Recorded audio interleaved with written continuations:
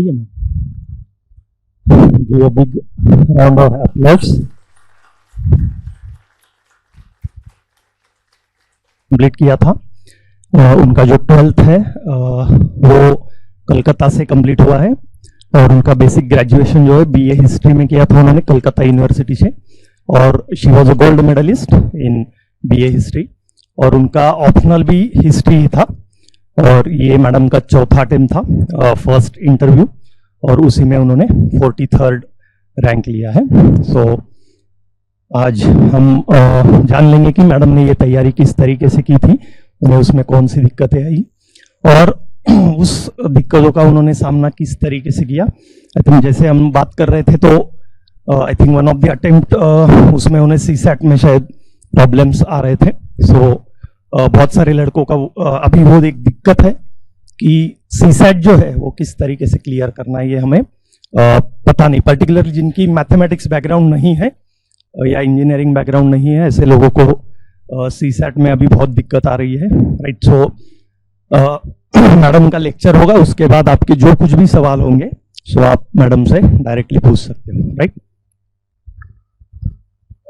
मैं मैडम का स्वागत करना चाहता हूँ।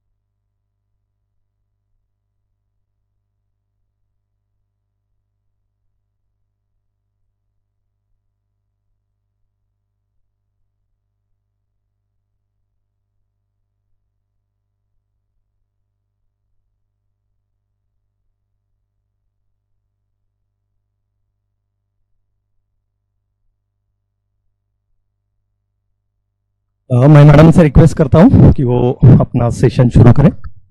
सो हाय एवरीवन, एंड सबसे पहले मैं आपसे यही पूछूंगी कि आप कौन से लैंग्वेज में कंफर्टेबल हो। मेरी मराठी अभी तक बहुत अच्छी नहीं है, तो I will be more comfortable either in English और हिंदी। आप लोग जिसमें भी कंफर्टेबल हो। हिंदी, कोई भी ऐसा है जिसको हिंदी में कोई प्रॉब्लम हो तो with a show off hands. Okay, ठीक है। तो अगर आई एम अज्यूमिंग कि हिंदी चलेगी सबको, अगर कुछ प्रॉब्लम आए तो आप तुरंत उस समय हाथ खड़ा करके पूछ सकते हैं, मैं तुरंत उसको इंग्लिश में भी बता दूंगी। So a very good morning to all of you. मेरा नमस्ते आप सभी को। Thank you for being here, and it's a pretty huge number, और of course we are still not used to giving talks because just a week ago we were preparing for prelims। हम 2025 के prelims की तैयारी कर रहे थे और बहुत नर्वस थे रिजल्ट को लेके। बिल्कुल एक ही पीडीएफ ने लाइफ अपसाइड डाउन कर दी और हम इस साइड आ सके इस प्रेपरेशन के। So it is a really good feeling, it is very surreal, and it has been a long journey. So मैं सच में चाहती हूँ कि मैं आप लोगों को मैक्सिमम दे सकूँ जो मुझे गेन हुआ है इस पूरे प्रेपरेशन से। 5 साल की जर्नी थी मेरी। So I began this journey in April 2020 and we are in April 2025। So this has exactly been 5 years। Am I audible? Mic clear है लास्ट तक? ठीक है। तो 5 साल हो गए इसमें, and there have been many hurdles. मैं पहले 3 प्रीलिम्स क्लियर नहीं कर पाई थी, और ये मेरा पहला ही प्रीलिम्स क्लियर हुआ, पहला मेंस था और पहला इंटरव्यू था। तो हम सेशन को 2 तरीके से रख सकते हैं। या तो हम स्टार्ट कर सकते हैं कि आप सब भी क्वेश्चंस पूछ लें जो भी आपको डाउट है, और नहीं तो हम ऐसा कर सकते हैं कि मैं पहले एक बेसिक ब्रीफ दे दूं अपनी जर्नी के बारे में और फिर आप क्वेश्चंस पूछें। सो यू लाइक फॉर्मर और लेटर? ठीक है, डन। ओके, तो आप सब में से कौन कौन 2025 का प्रीलिम्स दे रहे हैं? अच्छा, okay, there is a pretty huge number, and then rest of you majority 26 का प्रीलिम्स। ओके, ठीक है। तो ज्यादा टाइम नहीं लेंगे, हम स्टार्ट करते हैं। मैंने छोटे छोटे पॉइंटर्स लिख लिए थे इसलिए कि मैं कुछ भूलूं नहीं। तो I will start with my basic journey. तो मेरा ग्रेजुएशन 2020 में हुआ था। एंड मेरे पापा की ट्रांसफरेबल जॉब थी, तो हम बहुत जगह पे रहे. तो क्लास 10th मैंने राजस्थान से किया, 12th कोलकाता से, और कॉलेज भी कोलकाता से. और जब after graduation in 2020, that was a Covid year, तो उस साल कोचिंग लेनी थी, तो मैंने विजन IAS का ही फाउंडेशन कोर्स में ऑनलाइन इनरोल किया था और यहीं से फाउंडेशन कोर्स किया था. तो कोचिंग तो हो गई थी एक साल में. उसके बाद पहला प्रीलिम्स दिया 2021 में. GS भी नहीं हुआ, CSAT भी नहीं हुआ. और उस समय तक वो इतना बुरा नहीं लगता है, पहला प्रीलिम्स था और बहुत ज्यादा हालांकि वो एक्सपेक्टेशन थी, लेकिन एग्जाम देते वक्त भी समझ में आ रहा था कि नहीं होगा, क्योंकि वो इस तरीके से प्रिपेयर्डनेस नहीं थी. शायद मैंने PYQs वगैरह भी एनालाइज नहीं किए थे. फिर 2022 का प्रीलिम्स मैंने बहुत ही ज्यादा प्रिपरेशन के साथ दिया, काफी एनालिसिस किया, तो मेरे GS में 120 आए और उस साल की कट ऑफ थी GS की 87 और CSAT में 65 आए. So I missed CSAT by a very very narrow margin. और वो एक बहुत बड़ा सेटबैक था, क्योंकि बहुत लोग CSAT बिना पढ़े देते हैं और हो भी जाता है, और मैंने प्रिपरेशन की थी फिर भी नहीं हुआ था. फिर तीसरा प्रीलिम्स फिर दिया 2023 में. किसी कोई है यहाँ जिसने 23 का प्रीलिम्स दिया हो? तो आपको आइडिया होगा मैम, और आपको भी जिन्होंने भी दिया आपको आइडिया होगा कि क्या था वो प्रीलिम्स. एक थोड़ा सा अलग ही था, पैटर्न चेंज हुआ था. तो वो प्रीलिम्स देते वक्त भी समझ में आ रहा था कि GS नहीं होना है, देते वक्त ही लग रहा था. तो अगेन उसमें भी नहीं हुआ GS, और GS उसमें काफी कम नंबर आए. एक्चुअली GS में आई गॉट 65, और 20 जब 22 में 120 आए थे, उसके बाद 23 में 65. सो ऑलमोस्ट हाफ हो गए थे GS में marks, which was also a very very big setback, कि मतलब कहाँ रॉन्ग हो रहे हैं कि GS में पकड़ आई नहीं रही है. And there was also one thing, I was preparing with no backup, no plan B. तो ये एक जब आप एकदम तुरंत ग्रेजुएट होते हो, यू आर 21 ईयर्स ओल्ड, उस समय बहुत एनर्जी होती है. उस समय ऐसा लगता है कि मुझे बैकअप की क्या जरूरत है, I am meant to clear this in first attempt. So I am not saying it's impossible, absolutely not. लेकिन बस मैं ये कहना चाहती हूँ कि उस वक्त बैकअप की इंपॉर्टेंस इतनी नहीं पता होती है. जब 3 प्रीलिम्स फेल करते हो, एंड ये ड्रीम ऐसा नहीं है कि आपने किसी का देखा देखी लिया, कॉलेज में लिया. मेरा ये ड्रीम क्लास 7 से था, तो इतना पुराना ड्रीम, और कॉलेज के दिनों में भी ह्यूमैनिटीज पढ़ा, सब कुछ अकॉर्डिंगली किया, फिर भी 3 प्रीलिम्स फेल करना इन अ रो, एक ऐसी फीलिंग आती है कि मैं रेस में घुस ही नहीं पा रही हूँ. मतलब I am not even able to write one mains, which is actually my forte. Mains is my forte. तो मुझे लगता था कि मैं मेंस में घुस ही नहीं पा रही हूँ because of this prelims and CSAT also. तो वो एक रॉक बॉटम था मेरी लाइफ का, after failing 3rd prelims. And then I started thinking about backup. तो कोई यहाँ राजस्थान से है? ओके. तो राजस्थान का उस समय नोटिफिकेशन आया था, राजस्थान एडमिनिस्ट्रेटिव सर्विसेज का, तो मैंने वो बैकअप के लिए तैयारी की थी, उसकी भी थोड़ी बहुत. तो वो मैंने दिया था as a backup plan B. तो आप भी PCS दे सकते हैं, MPSC का भी आता रहता है. आपने MPSC शायद कुछ लोग दे भी रहे होंगे. तो वो एक बहुत सॉलिड बैकअप है PCS की तैयारी करना या एकेडमिक्स में कुछ करना. सो आई प्रिपेयर्ड विद दैट. और फिर मैंने 4th अटेम्प्ट दिया. 4th अटेम्प्ट में अगेन दिस February March केम, यही वाला टाइम चल रहा था और थोड़ा पहले. तो मुझे लगा एक लास्ट अटेम्प्ट दे देते हैं, अगर इसमें नहीं हुआ तो I will definitely switch for completely to either state PCS और अकेडमिक्स, बीइंग अ लेक्चरर और समथिंग. और लकीली इस बार प्रीलिम्स हुआ. तो जब पहली बार प्रीलिम्स हुआ तो एक पूरा नया मोटिवेशन आ गया. I could recall all the things that I had thought 4 years ago कि प्रीलिम्स होगा तो ऐसे करेंगे वैसे करेंगे. But what really worked was that I was mains ready, क्योंकि इतने सारे अटेम्प्ट्स दिए थे और हर प्रीलिम्स में मैं मेंस रेडी थी. तो इसीलिए इस बार प्रीलिम्स क्लियर होने के बाद इतनी प्रॉब्लम नहीं हुई. काफी कम समय था, लेकिन क्योंकि मेंस रेडी थे तो फटाफट टेस्ट्स लगाने हैं और सारा बेसिक सोर्स रिवाइज करना है, नोट्स थोड़े प्रिपेयर्ड थे, थोड़े एड ऑन किए, तो इसलिए मेंस एक बार फटाफट दिया. मेंस देने के बाद भी काफी सेटिस्फैक्शन था, but since you know it's UPSC, you never know, थोड़ा डाउट था. पर जब इंटरव्यू कॉल पहली बार आया तो एक बहुत बहुत ज्यादा एक वो अपने आप में एक बहुत बड़ी बात है. आपको इंटरव्यू कॉल आता है, आप में एक नई ऊर्जा आ जाती है कि now I can do, I have achieved interview call on my own, एक ऐसा लगता है. और फिर इंटरव्यू दिया. इंटरव्यू की तैयारी लास्ट में मैं थोड़ी सी बता दूंगी ब्रीफ में. एंड उसके बाद फिर जब इंटरव्यू दे दिया था, तब देते वक्त भी, मतलब प्रिपरेशन करते वक्त भी बहुत सारे फेलो एस्पिरेंट्स थे जो इंटरव्यू दे रहे थे. सब यही बोल रहे थे कि जरा भी ओवर कॉन्फिडेंट मत होना, अगले प्रीलिम्स की तैयारी करते रहना. तो फिर वो भी चल रही थी. अभी जब रिजल्ट देखा उसके पहले तक भी चल रही थी. फिर जिस दिन रिजल्ट आया उस दिन फाइनली इस जर्नी का एक हैप्पी एंडिंग हुई. So I was lucky enough, with God's blessings, with my parents blessings, I could achieve this rank. And ये थी मेरी थोड़ी छोटी सी पर लंबी सी जर्नी. And yes, precisely this was it. तो अगर आप चाहते हैं कि मैं इसके बाद प्रिपरेशन पे बात करूं कि प्रीलिम्स कैसे करना है, मेंस कैसे करना है, तो मैं थोड़ा सा बता देती हूँ. I will start with prelims, क्योंकि अभी प्रीलिम्स आ रहा है और जो कि 26 में दे रहे हैं, आप लोग के लिए भी बहुत इंपॉर्टेंट है. आप लोग थोड़ा थोड़ा पढ़ना स्टार्ट कर चुके होंगे ऑल्दो, और लेकिन ये वाला पेपर आप इसी नजरिए से देखिएगा 25 वाला जब आएगा, कि अगर आपके सामने पेपर इम्प्रॉम्प्टू आ गया तो आप कितना कितना स्कोर कर सकते हैं इसमें. तो आपको एक थोड़ा आइडिया लग जाएगा कि प्रिपरेशन के बिना आप कहाँ स्टैंड करते हैं, बेसिक नॉलेज से और फिर धीरे से प्रिपरेशन के साथ. तो प्रीलिम्स में मैं हमेशा कहती हूँ कि it's a 5-point rule in prelims, means in this 1 week since the result has come. मैंने ये बात कई लोगों को बोली है कि इट्स अ 5-point रूल, और ये चीज मैंने सेकंड अटेम्प्ट में फॉलो की थी. उसके बाद थर्ड में तो there was difference because of my approach in the real examination. I panicked, वरना थर्ड में भी शायद काम करती और फोर्थ में भी काम करी luckily. So this 5-point rule is, first is PYQs. PYQ is the most important. तो जब आप यहाँ फाउंडेशन कोर्स के लिए आए होंगे, मतलब अगर फाउंडेशन, कुछ लोग शायद फाउंडेशन के नहीं भी हैं, तो भी इट इज फॉर एवरीबडी. आप कोचिंग ले रहे हैं या नहीं ले रहे हैं, PYQ is important for everybody. How to analyse PYQ? तो ये क्वेश्चन ही काफी ज्यादा रहता है लोगों को कि PYQ कैसे एनालिसिस करते हैं.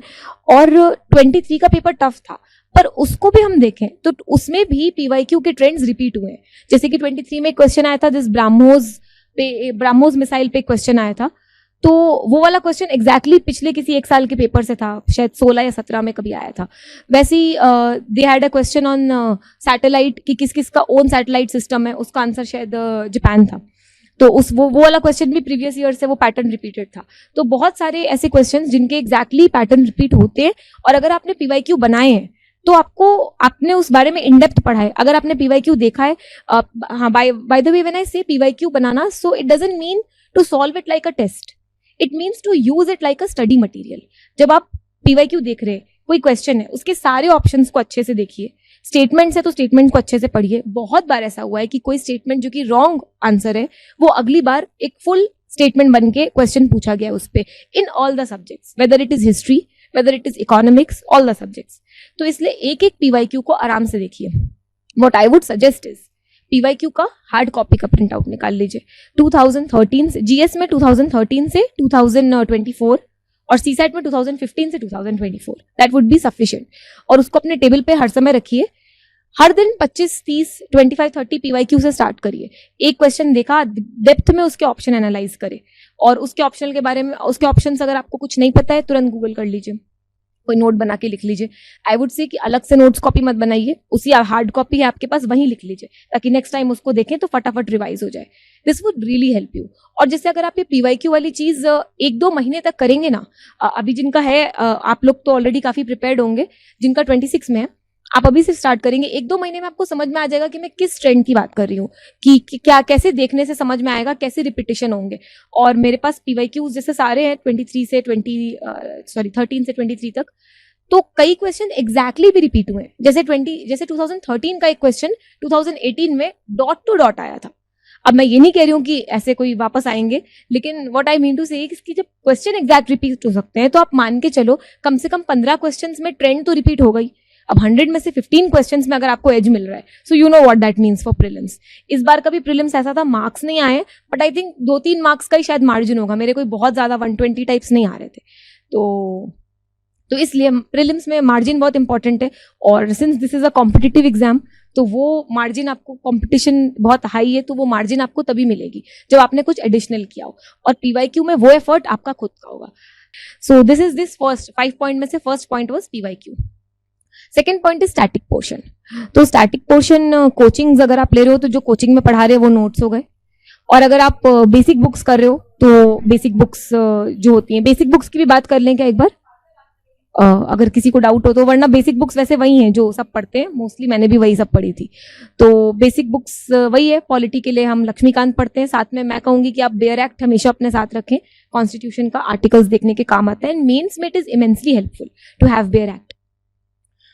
हिस्ट्री के लिए यू कैन डू स्पेक्ट्रम. मेरा हिस्ट्री ऑप्शनल था, तो मुझे हिस्ट्री के लिए अलग से कुछ पढ़ने की जरूरत नहीं पड़ी थी. प्री में स्पेक्ट्रम पढ़ी थी, मेंस में पढ़ने की जरूरत नहीं थी, क्योंकि समय भी कम था, तो हो गया था. ऑप्शनल सब्जेक्ट में वैसे भी ज्यादा रहता है, तो हिस्ट्री के लिए हो गया. इकोनॉमिक्स में I refer to my coaching notes. तो ये विजन के जो क्लास नोट्स थे, मैंने वही रेफर किए थे। और अगर आप किसी और कोचिंग के नोट्स हैं वो कर सकते हैं, नहीं तो you can also go for जैसे लेक्चर्स जो होते हैं, कई बार फ्री लेक्चर्स भी होते हैं, उनसे आप खुद के नोट्स बना करके उनको रेफर कर सकते हैं। कई बार लोग बहुत मोटी मोटी किताबें पढ़ते हैं, 800-1000 पेजेस की, कोई अभी I won't name the books, लेकिन कुछ ऐसी बुक्स हैं कि लोग पढ़ते हैं, बट उनका कॉस्ट बेनिफिट आप देख लें खुद से। अगर ऐसा लगता है कि इतनी बुक पढ़ के भी उससे शायद एक आध क्वेश्चन आए, एक भी नहीं आए, तो डोंट वेस्ट योर टाइम। समय है तो पढ़ ले, नहीं तो मैं कहूंगी कि you can go with more precise sources. Economics, then geography के लिए एनसीईआरटी इज द की, और 11th-12th की एनसीईआरटी बेस्ट है।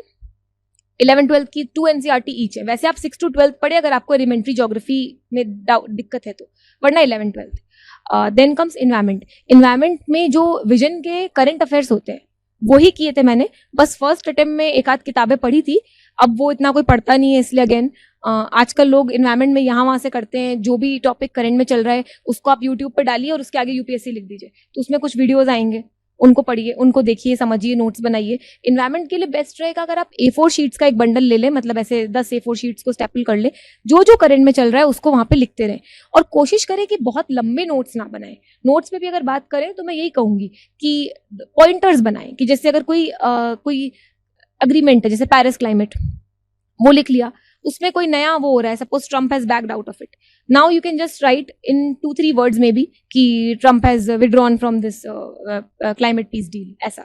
तो एक दो वर्ड्स में लिखें, तो 2 फायदे होंगे, एक तो आपके नोट्स कंसाइज रहेंगे, रिविजन में इजी रहेगा, और एक और इसका फायदा ये है कि जब मेंस के समय आपको ये फॉर्डर की तरह काम करेगा, कि जैसे when we are even in ethics, suppose we are in ethics we are talking, तो एथिक्स में ऐसा है कि क्लाइमेट पे सबको इस वक्त काम करना चाहिए, सारी कंट्रीज को, so you can give this anti ethical example कि few countries are backing off for example so and so. ये आप तभी कर पाएंगे जब आपके नोट्स बहुत कंसाइज हैं और आपने बहुत बार रिविजन किया है। तो आई वुड से A4 शीट्स में बनाइए, जहां एक तो आप एड ऑन कर सके और दूसरा आपको रिविजन में इजी रहे। बुलेट्स के फॉर्म में बनाइए, वो बेस्ट है। Try to not write in big paragraphs.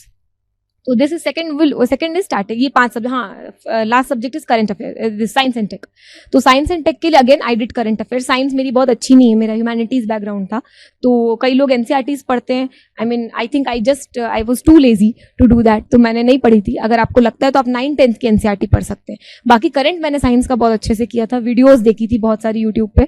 जो भी नया टॉपिक चल रहा है, नैनोटेक, आगे यूपीएससी डाल दिया। अभी जैसे मिशन लॉन्च हो रहे हैं, वो मिशन का नाम आगे यूपीएससी डाल दिया, उसके नोट्स भी बनाए थे और रिवाइज भी किए थे। साइंस के लिए ये किया था। That's about books. So second point हो गया static. Third point is current. Current के लिए मैं ये कहूंगी आप एक ही सोर्स रखें।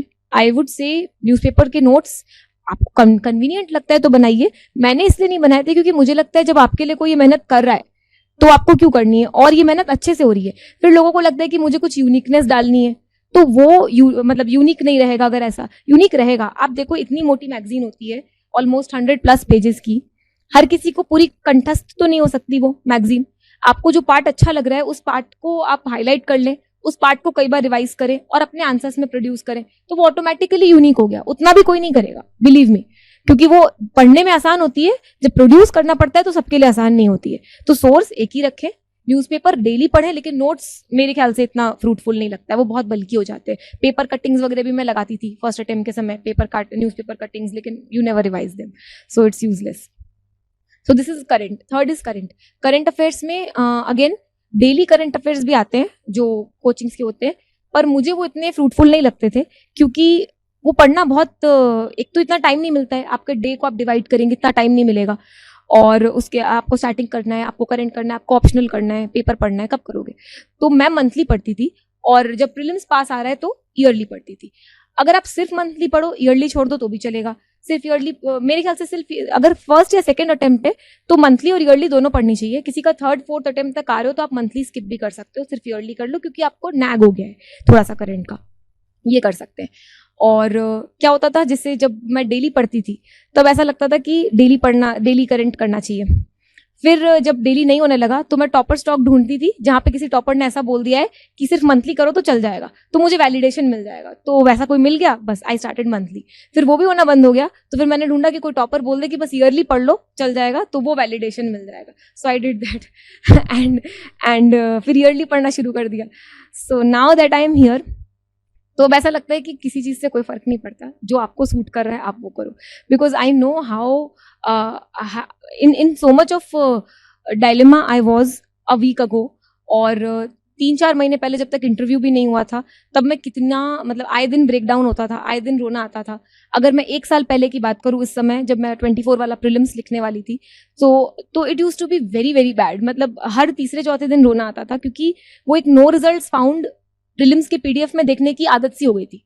लगता था कि मेरे को उसमें अपना रोल नंबर मिल जाए, यही इतनी अचंभे वाली बात होगी कि it used to be very very scary. लगता था कि मैं कैसे ढूंढूंगी, और हर बार मैं रोल नंबर ढूंढती थी और एंटर करती थी। ये पहली बार था, डर के मारे मैं सीधे डाउन करते करते 6 से रोल नंबर स्टार्ट था, सो आई रीच 6 एंड वैसे ढूंढा कि वो नो रिजल्ट्स फाउंड देखने की और एपेटाइट नहीं है मुझ में ऐसा लगता था।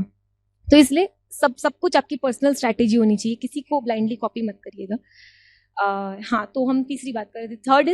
Third is current, first was PYQ, second is static, third is current, fourth is CSAT। So CSAT में किसी को प्रॉब्लम कोई है जो CSAT में प्रॉब्लम फेस करता है? ओके तो मतलब ठीक है, आई एम अज्यूमिंग होंगे, एक इतने बड़े लॉट में कुछ तो ऐसे होंगे ही मेरे जैसे। तो CSAT was always a problem. CSAT में कभी ज्यादा मार्क्स नहीं आए एक्सेप्ट दिस 4th अटेम्प्ट। अभी मार्क्स नहीं आए, बट मैंने कैलकुलेट किए थे तो पहली बार 100+ जा रहा था CSAT, और हर बार इतना बुरा होता था कि मतलब एक तो पास करने में ही वो होता था, अगर गलती से पास हो गया तो 1-2 नंबर ही होगा, ऐसा था।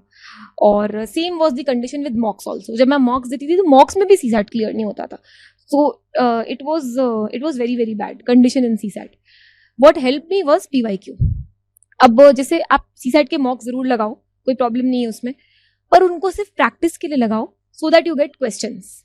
अल्टीमेटली क्वेश्चंस मतलब प्रैक्टिस के लिए चाहिए, इसलिए लगाओ। जो विजन की क्लासेस रहेंगी, कोई और भी आप देखते हो तो क्लासेस जो है उनको करो, जो वर्कशीट्स मिलती हैं उनको करो, मॉक्स लगाओ। लेकिन ये सिर्फ 50% है। Actual 50%, the other 50% is PYQ, क्योंकि PYQ में CSAT में भी ट्रेंड्स रिपीट होते हैं।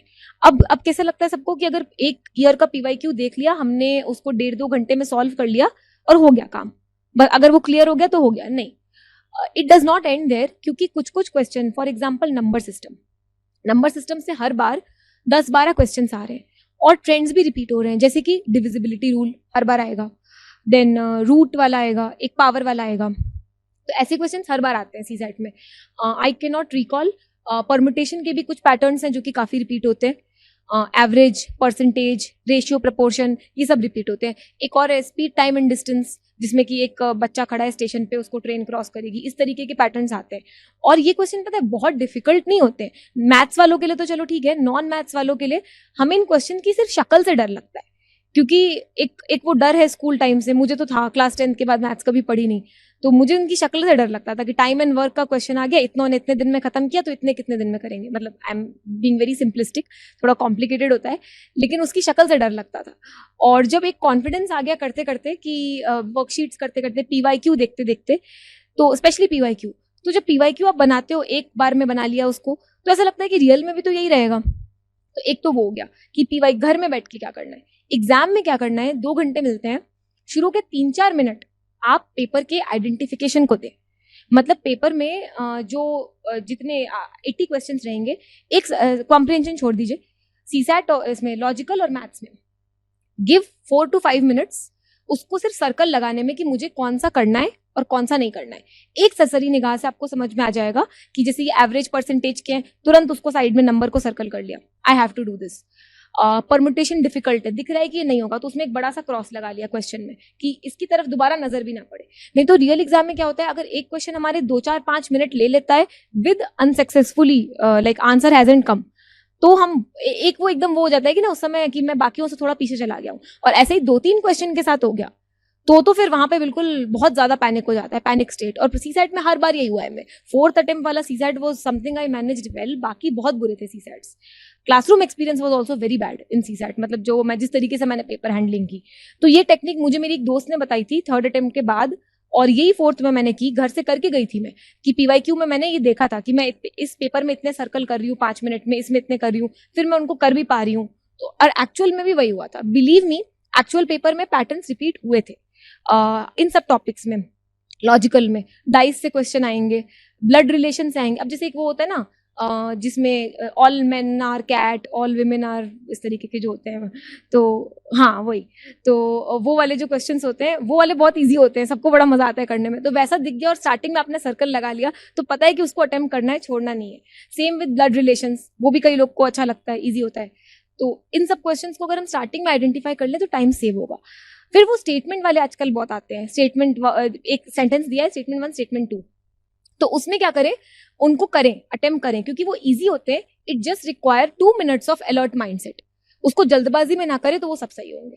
सो this is little bit, I am giving some examples कि सीसैट को एक आइडेंटिफिकेशन टेक्निक थोड़ा सा हेल्प करेगी आपको, और पीवाईक्यू उसको घर में एनालिसिस बहुत हेल्प करेगा। अगेन पीवाईक्यू के हार्ड कॉपी रखें 2015 से 24 सीसैट के लिए।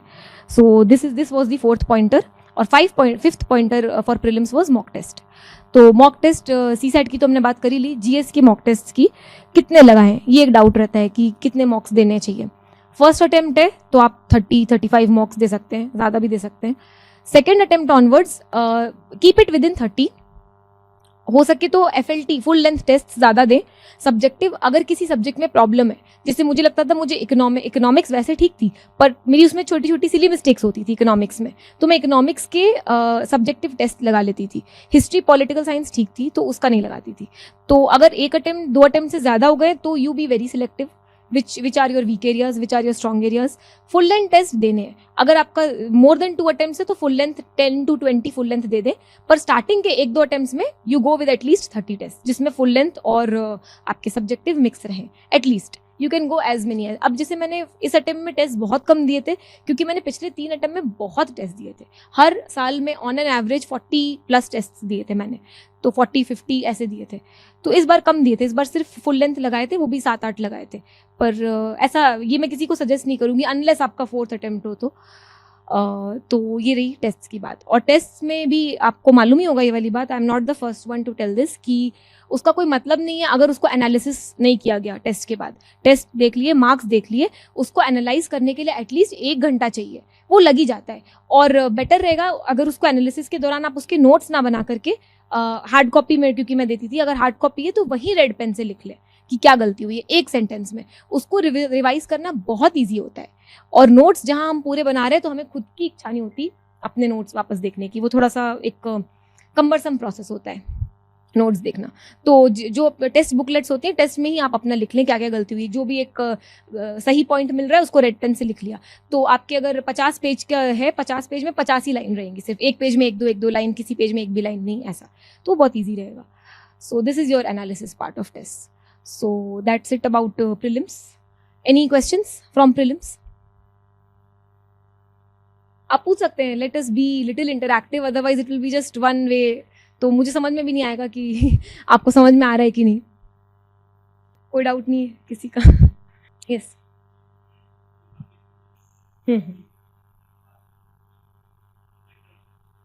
राइट सर, ठीक है ठीक है।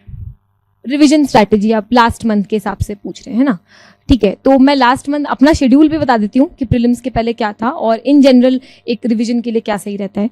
तो प्रीलिम्स देखिए 8 घंटे की अगर किसी की इफेक्टिव पढ़ाई हो रही है, हो सकता है किसी को 10 घंटे बैठना पड़ रहा है, 8 घंटे के आउटपुट निकल रहा है तो भी ठीक है, 9 बैठ के 8 निकल रहा है तो भी ठीक है, जैसा भी है। तो 8 घंटे की इफेक्टिव स्ट्रैटेजी काफ़ी है, मतलब एक रिविजन के लिए। अब रिविजन को आप इक्वली डिवाइड करें, मेरे ख्याल से 4 घंटे स्टैटिक देने चाहिए, 2-3 घंटे करंट को देने चाहिए, और अब 2 घंटे करंट को काफ़ी है क्योंकि बचे हुए 2 घंटे में आप मॉक्स दे सकते हैं। तो मॉक्स का ऐसा है कि कोई भी मॉक्स पूरे 2 घंटे तो देता नहीं है, हम 1.5 घंटे का टाइम लिमिट लेते हैं। तो 1.5 घंटे मॉक देना, 1 घंटे उसको रिविजन करना, तो वो हो गया लगभग 2.5 आवर्स। वहाँ से थोड़ा कम कर दीजिए, मतलब स्टैटिक से कम कर दीजिए। Keep static 3 to 4 hours, your current 1 to 2 hours, and rest of the time for मॉक्स and it's analysis. तो जिस दिन आप जो स्टैटिक पढ़ रहे हैं उसके 1-2 दिन के अंदर उसका मॉक दे दें। तो उसके साथ क्या होगा कि मॉक जब दिया तो उसका रिवीजन हो गया, 1-2 दिन के अंदर वो एनालिसिस का भी रिवीजन हो गया, तो वो सब्जेक्ट कंप्लीट हो गया। फिर अगला सब्जेक्ट उठाया, 1-2 दिन के अंदर उसका मॉक दे दिया। और जिस दिन कोई सब्जेक्ट पढ़ रहे हैं उस दिन कौन सा मॉक दे रहे हैं, प्रीवियस दिन का जो पहले पढ़ चुके हैं। ऐसे रिवीजन को डिवाइड करना है। अब क्योंकि 1 महीना बचा है तो जिनका 25 में प्रीलिम्स है, maximum you can have 2 revisions each subject. अगर ढंग से एक भी हो जाए तो भी ठीक है, पर आई वुड से 2 कर लीजिए, पहले 5-5 दिन दीजिए तो आप लगभग 15 तारीख तक आपके सारे सब्जेक्ट एक बार कवर हो जाएंगे, फिर 2-2-3 दिन दीजिए तो 25 तारीख के पहले खत्म हो जाएंगे। जो भी सब्जेक्ट वीक है, जैसे लास्ट में कई लोगों को लगता है कि पॉलिटी हिस्ट्री ऐसा होता है कि लास्ट तक करते रहना चाहिए, हिस्ट्री क्योंकि भूल जाते हैं। एंशिएंट मेडिवल अगर किसी ने कर लिए 18-19 तारीख के आसपास, 25 को एग्जाम है, 18-19 तो ठीक है, क्योंकि कुल मिला के हम ऑप्शनल वालों का हिस्ट्री में हम भी प्रीलिम्स में कई क्वेश्चंस नहीं कर पाते, कुछ बहुत डिफिकल्ट आते हैं एंशिएंट मेडिवल के, तो उसका बहुत स्ट्रेस लेने की ज़रूरत नहीं है। लेकिन जो पॉलिटी के हैं वो गलत नहीं होने चाहिए। जो इस बार भी जैसे पॉलिटी के कुछ बहुत इजी क्वेश्चंस आ गए थे, एक सिविल सर्वेंट वाला था, एक स्केड्यूल वाला भी एक आया था कोई, तो कुछ बहुत इजी क्वेश्चंस थे, तो उनमें आप अपना एज नहीं खो सकते। और सिमिलरली विद इकोनॉमिक्स कुछ एग्जैक्टली आते हैं, जैसे repo rate, reverse repo rate, exact trends repeat होते हैं, तो उनमें भी आप अपनी एज नहीं खो सकते क्योंकि वो वाले भी ईजी होते हैं। तो इनका रिविजन कांस्टेंट रखें। मेरे हिसाब से रिविजन में पॉलिटी और इकोनॉमिक्स ये दो आपके लास्ट डेज में होने चाहिए, लास्ट के 5-6 दिनों में पॉलिटी इकोनॉमिक्स होना चाहिए। और उसके थोड़ा सा पहले आप साइंस एंड टेक कर ले, क्योंकि अगर वो कॉन्सेप्ट पता है तो वो भूलेंगे नहीं। Art and culture, history, ancient medieval कर ले, क्योंकि अगेन वो अगर एक बार याद हो गया है तो वहाँ पे याद आएगा। बहुत टफ है तो सबके लिए टफ है, तो कोई बात नहीं, उसका लोड नहीं लेना, इनको थोड़ा पहले रख लें। और ज्योग्राफी भी साइंस एंड टेक जैसा है, कॉन्सेप्ट समझ में आ गया तो वहाँ पे बन जाएगा अपने आप। मैपिंग देख ले लास्ट में, मैपिंग देख करके सब चले जाएं। मैपिंग के लिए आई वुड से बजाय कि एटलस मतलब that is a conventional way, but again time is less, so we have to act smart. आप यूट्यूब पे वीडियोस देखें, यूपीएससी मैपिंग 2025, तो बहुत सारे वीडियो आएंगे, वो करंट ओरिएंटेड रहेंगे। हर साल मैपिंग पे क्वेश्चन आ रहे, 23 में तो बहुत आए थे, 24 में भी थे, तो उसमें जो वीडियोस रहेंगे उनको एक बार देख लीजिएगा, उनसे छोटे छोटे नोट्स बना लीजिए, उनको लास्ट में रिवाइज करके जाइए। तो रिवीजन में ये प्रायोरिटी मोस्टली होनी चाहिए। करंट हर दिन वही जो सब्जेक्ट स्टैटिक पढ़ रहे हैं उसी का करंट पढ़ेंगे तो सही रहेगा। कुछ करंट ज़्यादा इंपॉर्टेंट है, जैसे कि economics, environment, science and tech, social issues थोड़ा बहुत, पर हाँ social issues is for mains mostly. Economics, science and tech और इन्वायरमेंट, ये 3 करंट अफेयर्स मुझे लगता है ज़्यादा इंपॉर्टेंट होने चाहिए। हाँ, तो यही है रिवीजन स्ट्रैटेजी। तो हाँ सर, इकोनॉमिक्स इन्वायरमेंट में तो एक्चुअली करंट ही है जो है आजकल। इन्वायरमेंट में इससे स्टैटिक से क्वेश्चंस काफ़ी कम हो गए हैं, और जो करंट से जो हम जैसे स्टैटिक से देख रहे हैं वो भी करंट से लिंक्ड, मतलब कोई पीस ट्रीटी, कोई क्लाइमेट पीस डील कोई न्यूज़ में होगी उसी से आएगा, तो या उसी की हिस्ट्री में जाएंगे, जैसे कि Ram sir. So I would say कि करंट के लिए जो आप मैगजीन अब तक रेफर कर रहे थे इन्वायरमेंट के लिए वही करिए, एनुअल कंपाइलेशन भी और मंथली कंपाइलेशन भी वही करिए। पर environment is a challenge, I agree, क्योंकि बहुत, और जैसे स्क्विरल पे क्वेश्चन आ रहे हैं और ऐसे सब जायंट पैंडा पे आ रहे हैं, तो ये किसी को भी नहीं पता होते हैं। इनके लिए हम बाद में बात करेंगे कि वहाँ पे वो एलिमिनेशन और ये सब, अब आजकल वो भी एक चैलेंज हो गया है। पर इन क्वेश्चंस को, जैसे ये रैट और स्क्विरल और इन सबको तो वहीं पे डील करना पड़ेगा, ये कहीं मिलेंगे नहीं। जो मिल सकते हैं वो यही है करंट अफेयर्स। तो स्पीशीज़ को हम जैसे स्पीशीज़ इन न्यूज़ यूपीएससी आ जाएंगे, places in news UPSC, environment current affairs in news UPSC, तो जो भी वीडियोज़ आ रहे हैं उनसे करें। और कोई? हाँ जी जी। यस, एक्चुअली फर्स्ट अटेम्प्ट में biggest mistake was not analysing PYQ. तो मैंने यही किया था जो मैंने आपको सबसे पहले बोला कि पीवाईक्यू के लिए हम क्या करते हैं, हम उसको टेस्ट लगाने बैठ जाते हैं 1.5 घंटे का, और हमारे मार्क्स कितने आ रहे हैं। और क्या होता है, हमको ना आंसर 1-2 बार में तो पता चल जाते हैं, तो हमारे आते हैं पीवाईक्यू में 120, 130, तो बहुत खुशी होती है, पीवाईक्यू में इतने आ रहे हैं, असली में भी 100 तो आ ही जाएंगे। तो वो वैसे नहीं करना है, क्योंकि हमको आंसर याद हो गए हैं इसलिए अच्छे आ रहे हैं। तो पीवाईक्यू को एनालाइज नहीं किया था कि क्वेश्चन बाय क्वेश्चन वैसे, तो ये गलत। तभी सेकंड में जीएस अच्छा हुआ था क्योंकि एनालाइज कर लिया था। और ये आपका, और दूसरा आप क्या पूछा?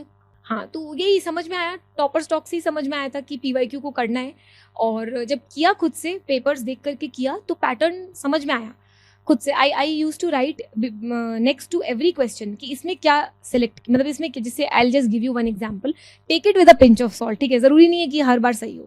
UPSC does play with numbers, तो पीवाईक्यू देखने पे आपको समझ में आएगा कि 7 out of 10 टाइम्स नंबर गलत होता है, नंबर वाले क्वेश्चन गलत। Again take it with a pinch of salt, नहीं तो आप बोलोगे कि आपने बोला हमने गलत कर दिया, इसलिए ऐसा नहीं है, पर 7 out of 10 टाइम्स गलत होगा। तो ये देख करके समझ में आया कि कैसी लैंग्वेज लिखी है तो नंबर गलत होगा, कैसी लैंग्वेज लिखी है तो नंबर गलत नहीं होगा। कई लोग कहते हैं साइंस में ऑल द अबव होगा, बहुत समय तक दैट वाज द केस, लेकिन अब नहीं है, ऑल द अबव नहीं होता है, फिर भी कभी कभी होता है। कैसी लैंग्वेज लिखी है कि ऑल द अबव होगा, कैसी में नहीं होगा। अगर ऐसे वर्ड्स हैं, ऐसे ऑप्शंस हैं कि कोई कभी वेरीफाई नहीं कर सकता कि ये सब होंगे कि नहीं, तो ऑल द अबव हो सकता है। कुछ बिल्कुल फैक्चुअल डेटा है साइंस में, तो वो तो ऑल द अबव नहीं हो सकता, बिकॉज उसका कोई वैलिड आंसर होगा। कुछ एप्लीकेशन बेस्ड है तो ऑल द अबव हो सकता है, बिकॉज एप्लीकेशंस के लिए sky is the limit, we don't know उस चीज़ के क्या क्या एप्लीकेशन, उस टेक्नोलॉजी के। तो ये एनालिसिस समय के साथ आया। तो एक गलती तो यही की थी। प्रीलिम्स में गलतियां थी मोस्टली, मेंस थोड़ा सा सही था। जीएस में ये थी। सीसैट में मेरी मेन गलती थी कि एक तो पीवाईक्यू एनालाइज नहीं करना, और दूसरा फर्स्ट अटेम्प्ट में थोड़ा सा ओवर कॉन्फिडेंस कि हो जाएगा। सेकंड थर्ड अटेम्प्ट में पढ़ा लेकिन पैटर्न नहीं देखा। पढ़ाई बहुत की थी सेकंड थर्ड अटेम्प्ट में सीसैट के लिए भी, लेकिन जैसे टाइम एंड डिस्टेंस है तो सीधे 9th की बुक में चले गए, वहाँ से एनसीईआरटी से सॉल्व कर रहे हैं। पर यूपीएससी उतने डायरेक्ट सवाल नहीं पूछेगी, वो ट्रिकी पूछेगी। तो ट्रिकी आपको कैसे मिलेंगे? पीवाईक्यू से मिलेंगे, या फिर थोड़ा सा मॉक टेस्ट बना रहे हैं तो एक नैग आएगा कि कम टाइम में कैसे करने हैं।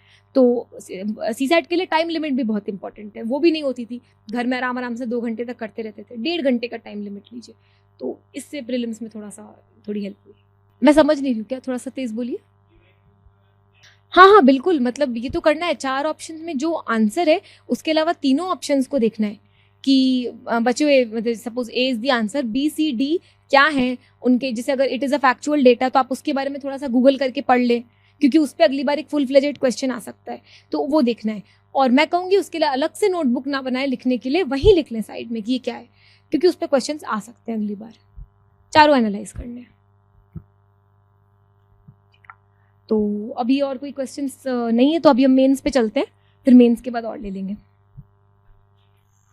ठीक है, तो मेंस के लिए मैं मेंस रेडी थी फर्स्ट और सेकंड अटेम्प्ट में।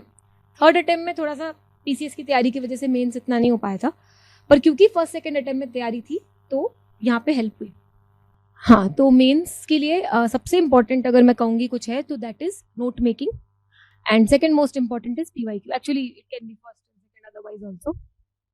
तो पीवाईक्यू भी देखना बहुत इंपॉर्टेंट है, क्योंकि पीवाईक्यू से अगेन इसमें ट्रेंड्स रिपीट होते हैं। अगर प्री मेंस और इंटरव्यू में मैं एक ही स्टेज बोलूँ which is the most predictable, so that would be mains. क्योंकि मेंस में एक तो सिलेबस पूरा डिफाइंड है। Syllabus is as you must have seen the syllabus defined है, स्पेशली GS2 और GS3 में।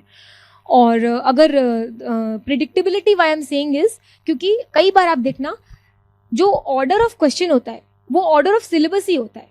जो सबसे पहले कॉन्स्टिट्यूशन है, फर्स्ट 2-3 क्वेश्चन कॉन्स्टिट्यूशन के रहेंगे।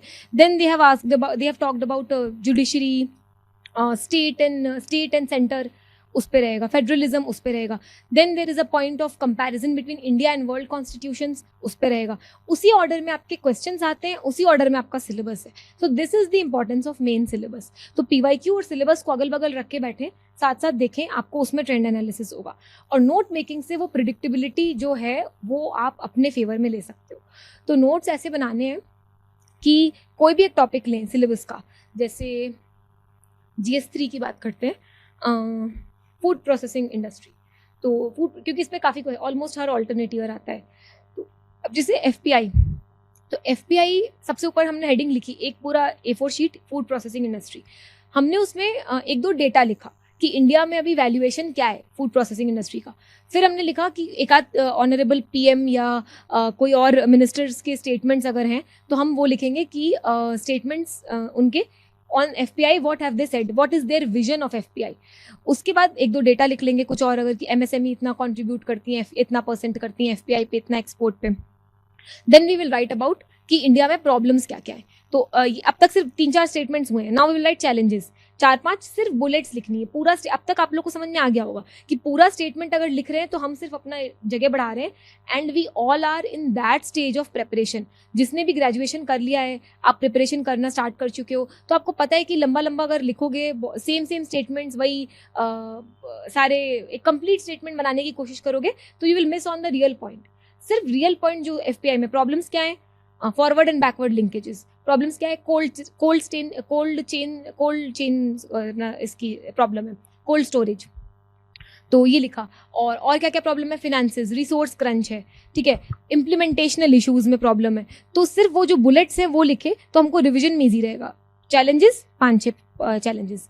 देन वे फॉरवर्ड, फिर वे फॉरवर्ड में हम लिखेंगे कि क्या क्या आगे हम बेटर कर सकते हैं। Way forward are mostly correction of the challenges, ठीक है, उसमें से 1-2 करेक्शंस लिखने।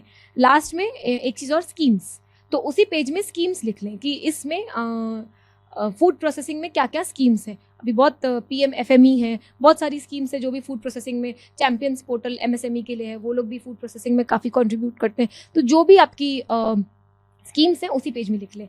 जितना मैंने अभी बोला ना, इसमें आपको 1/2 से 3/4 पेज लगेगा, उसके बाद भी आपके पास प्लेस रहेगी कि करंट अफेयर्स ऐड कर सकें। तो आपका एक बहुत इंपॉर्टेंट टॉपिक कवर हो गया। शायद 23 में आया था FPI, 24 में नहीं आया था, तो 25 में फिर आएगा, ऐसा कुछ। तो अगेन आप अपना एक क्वेश्चन इंश्योर कर लेते हैं सिर्फ A4 के एक शीट से। अभी ये तो हो गया नोट्स बनाना। सिमिलरली एक और एग्जांपल अगर लें तो बफर स्टॉक, तो बफर स्टॉक भी एक इंडिविजुअल टॉपिक है सिलेबस में। बफर स्टॉक हेडिंग दी, बफर स्टॉक क्या है, बफर हमें क्यों रखना ज़रूरी है, पर ये है कि why it is a need. अगले पैराग्राफ में अगले पॉइंटर्स में रहेंगे, बट नीड तो है पर इसमें चैलेंजेस क्या हैं, वेस्टेज इतनी होती है। उसके बाद एक आध डेटा लिख देंगे, फिर लिखेंगे वे फॉरवर्ड क्या क्या है, गवर्नमेंट क्या क्या कर रही है, स्कीम्स क्या क्या है। अभी जैसे नई कुछ स्कीम्स आई हैं कि इंडिया बहुत सारे कोल्ड स्टोरेज फैसिलिटीज़ डेवलप कर रही है, उससे हमारी बफर स्टॉक कैपेसिटी बढ़ेगी, उन सबको लिख लिया। तो अगर आप सर्च करेंगे जो भी है बफर स्टॉक UPSC, बहुत सारी चीज़ें आ जाएंगी गूगल पे, कहीं से रेफरेंस लेके नोट्स बना ले। This will add authenticity to your answer. अगर हम सोचते हैं कि कैसे ऑथेंटिक बनेगा, यहाँ से ऑथेंटिक बनेगा। करंट अफेयर्स मैगजीन में कोई डेटा है, यहाँ ऐड कर ले, FPI के ऊपर डेटा है, ऐड कर ले, बफर स्टॉक के ऊपर डेटा है, ऐड कर ले, ये ऑथेंटिसिटी है। ऑप्शनल की भी बात करेंगे, ऑप्शनल में भी ऑथेंटिसिटी चाहिए, पर GS में यही है जो आपके आंसर्स को बाकियों के आंसर से अलग बनाएगा। और ये आपको कोई नहीं सिखा सकता, ये खुद ही करना पड़ेगा। लेकिन इसमें जब 2-3 चीज़ों के अच्छे नोट्स बन जाएंगे ना, तो मज़ा आने लगेगा। फिर लगेगा कैसे अच्छा आंसर बनाए, कैसे ऑथेंटिक बनाए, 2-4 एक्स्ट्रा पॉइंट्स ऐड करें। नोट मेकिंग एक चीज़ हो गई, दूसरी चीज़ है आंसर राइटिंग।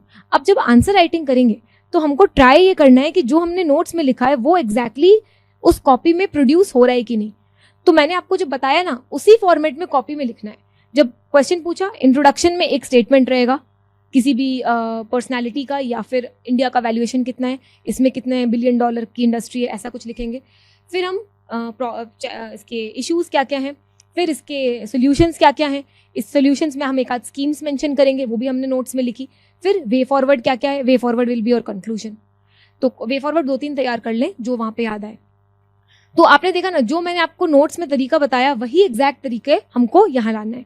और ये मुझे रियलाइज़ हुआ नोट्स की इंपॉर्टेंस जब मैंने एक आध मॉक्स दिए, मेंस के मॉक्स दिए, तो मुझे लगा कि अपने आप उसमें आ रहा है, क्योंकि जब मैं उसी में बना रही हूँ, उसी फॉर्मेट में, और उसी फॉर्मेट में रिवाइज कर रही हूँ, तो मेरे दिमाग में उसी फॉर्मेट में कोडेड है, तो उसी फॉर्मेट में मेन आंसर शीट में आएगा।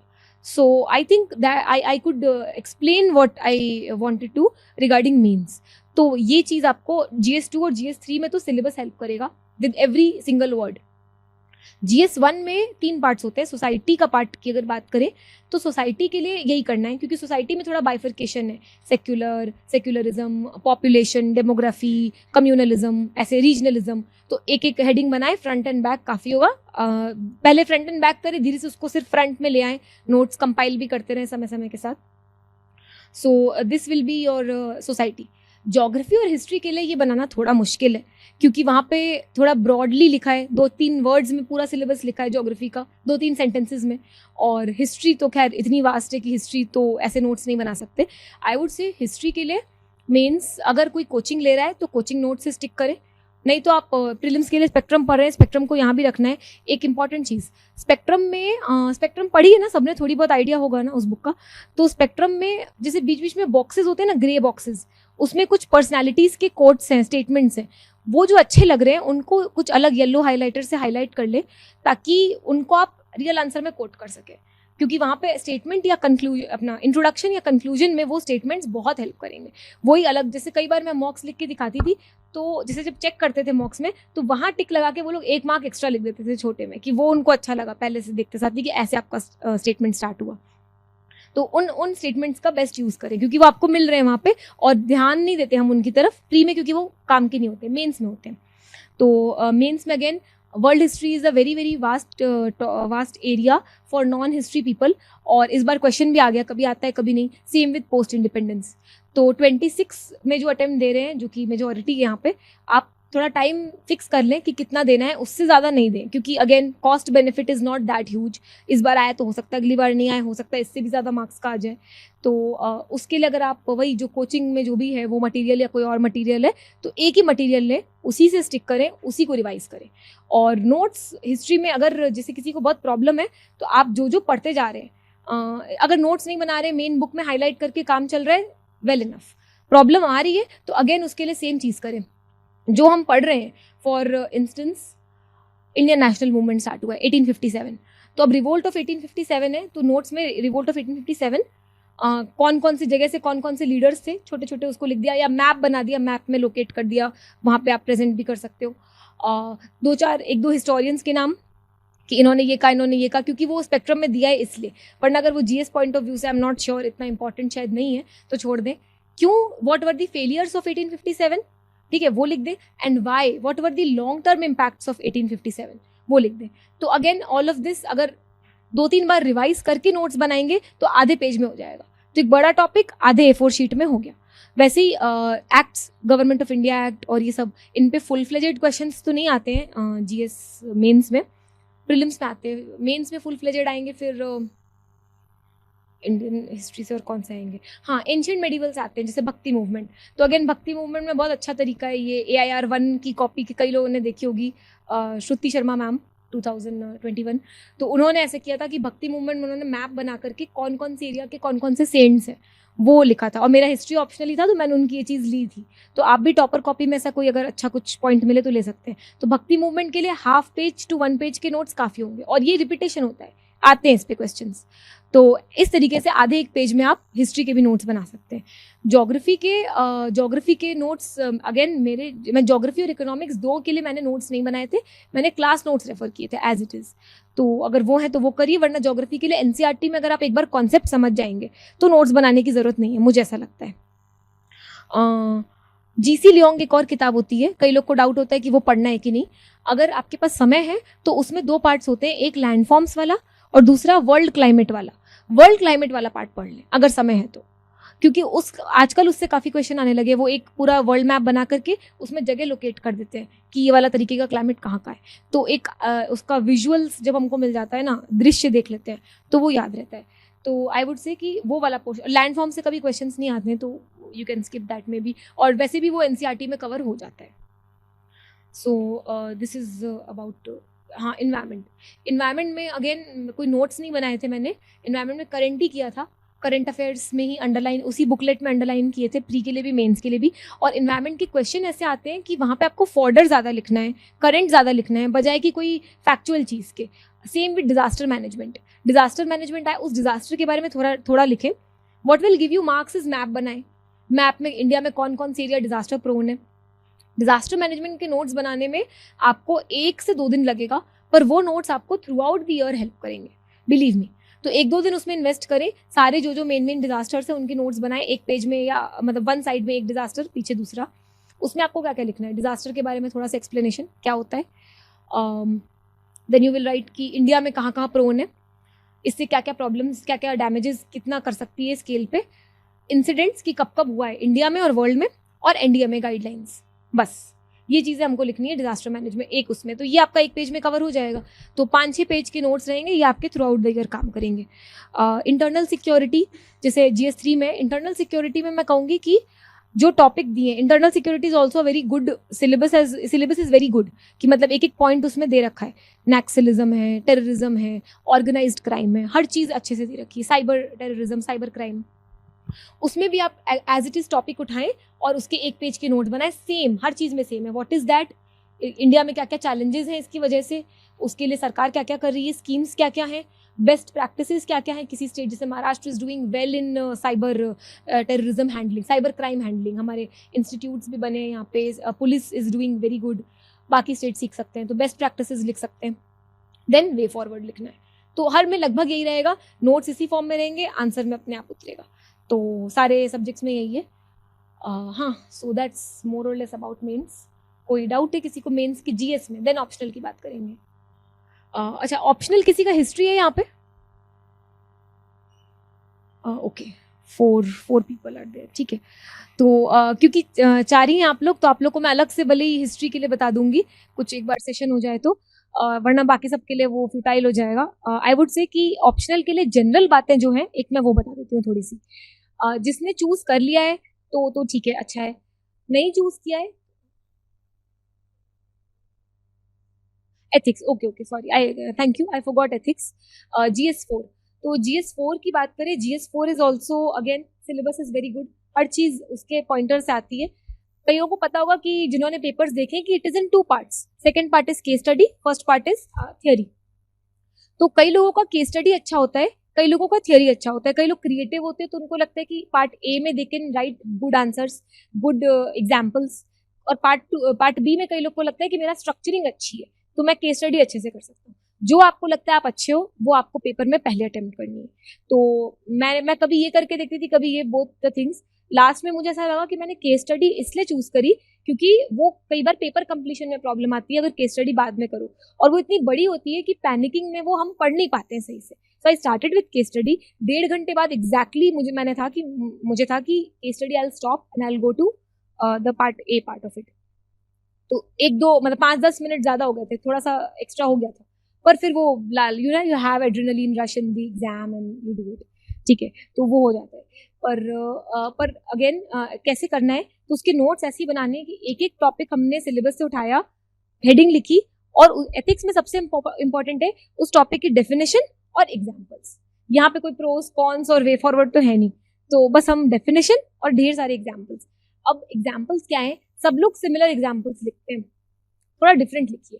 महात्मा गांधी के लिखिए, लेकिन किसी क्वेश्चन में आपने अब्राहम लिंकन का लिख दिया, so that might not be repeated. Mother Teresa का हम लिखते हैं, पर किसी में हमने फ्लोरेंस नाइटिंगेल का लिख दिया तो वो थोड़ा सा डिफरेंट हो जाएगा। So take examples from all across the world, एक तो ये। दूसरा, make use of your optional subject in your ethics.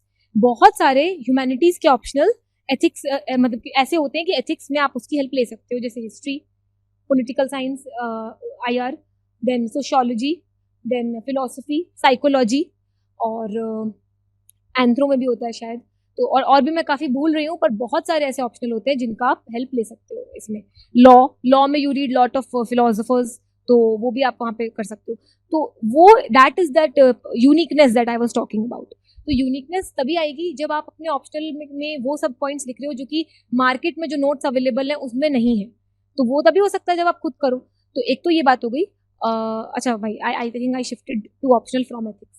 So going back to ethics, ethics में एक तो यही तरीका हो गया नोट्स बनाने का, definition with lot of examples. और आंसर्स कैसे लिखने हैं, जब हम पार्ट ए लिखते हैं एथिक्स का, तो पार्ट ए में ऐसा होता है कि कई बार हमको मालूम नहीं होता है कि कोटेशन किसका है, कोई फर्क नहीं पड़ता, they are asking for the explanation, वो समझ में आ जाता है उससे मोस्टली, आप पेपर्स देखना। और एथिक्स की प्रैक्टिस बहुत इंपॉर्टेंट है, so as to complete the paper timely.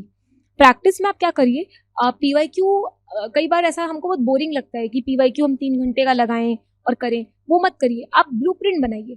Take A4 sheets, मतलब अपना rough A4 sheets with you, PYQs here. एक क्वेश्चन देखा, कोशिश करिए 2-3 मिनट में ब्लूप्रिंट बना लूँ मैं इसका। अगर 2-3 मिनट में ब्लूप्रिंट बना लिया, एक बॉक्स बना करके कि फर्स्ट में ये, सेकंड में ये, थर्ड में ये, ऐसे कंक्लूजन, तो आप रियल एग्जाम में रियल में नहीं, उसके पहले आप फुल मार्क्स देंगी, तो आप 7 मिनट में वो कंप्लीट कर लेंगे। 7-8 मिनट लगते हैं हमें पार्ट 1 के लिए, और 15 minute case study for each case study, ऐसे। तो ब्लूप्रिंट बनाए। This is there, I forgot to mention this before, this is there for all the PYQs of mains. अगर हमको वो एज इट इज सॉल्व करने में बहुत प्रॉब्लम हो रही है, बोरिंग लग रहा है, जोर आ रहा है, डू इट ब्लूप्रिंट वाइज, मतलब पेपर्स लें और उनके स्ट्रक्चर रेडी कर लें। और जब एग्जाम क्लोज आएगा, मतलब प्री मेंस के बीच में, तब तो आपको मॉक्स लगाने ही है।